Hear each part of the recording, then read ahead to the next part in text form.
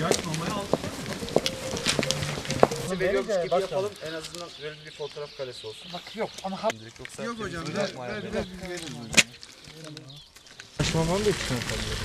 Onu yutmaz. Yaş mamanın içinde. Bir sonra atalım abi şimdi. Verdik onu.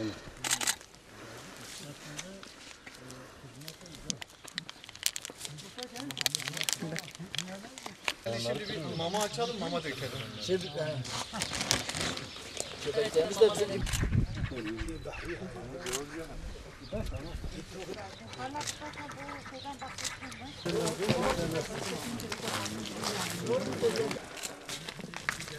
Hadi be ne diyorsun bu işe? Aşağıdakiler tamam zaten. Yesin de olursun. Köpek gelsin. o köpeğin tarafı. Güzeller ya.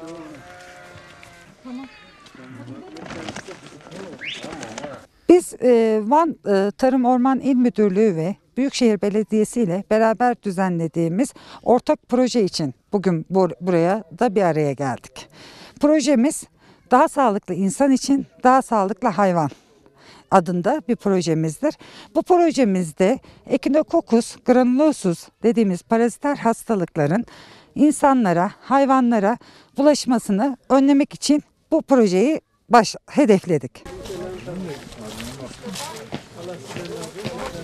Biz bugün Van Büyükşehir Belediye'miz olarak Van Tarım Orman İl Müdürlüğümüzün yönetici ekip, alan uygulama veteriner hekim personellerimizle birlikte ilk çalışmayı Çatak ilçemizin Görentaş mahallesinde başlatmak suretiyle bugün alan çalışmamızı başlattık.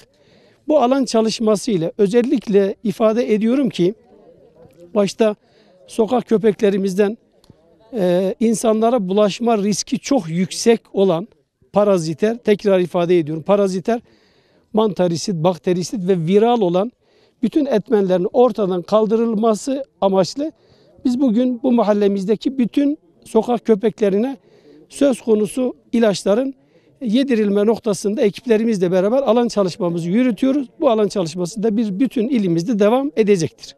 beraber çalışıyorlar. Hayvanlara ilaç veriyorlar.